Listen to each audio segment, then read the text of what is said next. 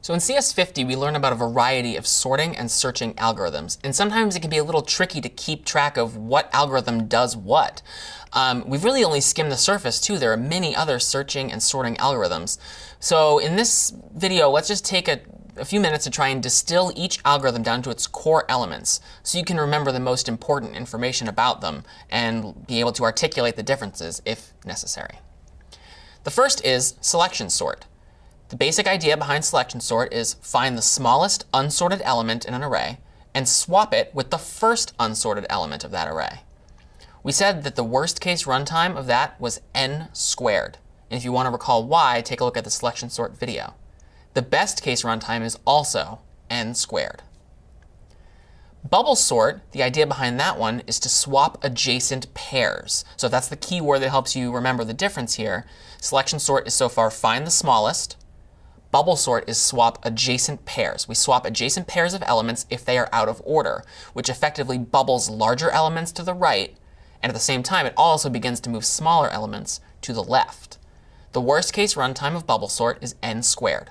The best case runtime of bubble sort is n. Because in that situation, we might not need to make any swaps at all. We only have to make one pass across all n elements. In insertion sort, the basic idea here is shifting. That's the key word for insertion sort. We're going to step once through the array from left to right.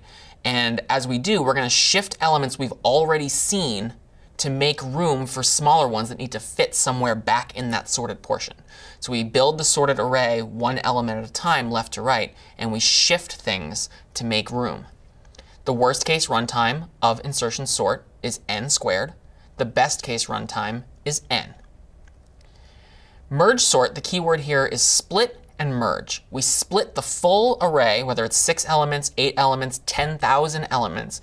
We split it down by half, by half, by half until we have an array of n one-element arrays, a set of n one-element arrays. So we started with one 1,000-element array, and we get to the point where we have 1,000 one-element arrays. Then we begin to merge those subarrays back together in the correct order. So we take two one-element arrays and create a two-element array. We take two two-element arrays and create a four-element array, and so on until we've again rebuilt one n-element array. The worst case runtime of merge sort is n times log n. We have n elements, but this recombining process takes log n steps to get back to a full array. The best case runtime is also n log n, because this process doesn't really care whether the array was sorted or not to start with. The process is the same. There's no way to short circuit things. So n log n in the worst case, n log n in the best case. We also talked about two searching algorithms. So linear search is about iterating.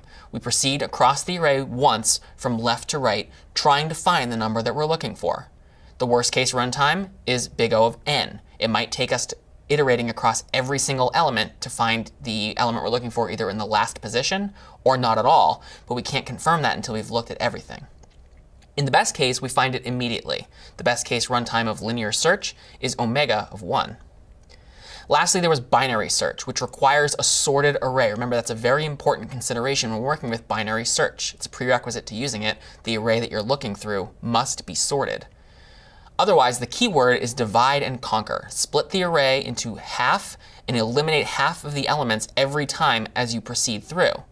Because of this divide and conquer and splitting things in half approach, the worst case runtime of binary search is log n, which is substantially better than linear search's n. The best case runtime is still 1. We might find it immediately the first time we make a division. But again, remember that although binary search is substantially better than linear search by virtue of being log n versus n, you might have to go through the work of sorting your array first, which might make it less effective depending on the size of the array being sorted. I'm Doug Lloyd. This is CS50.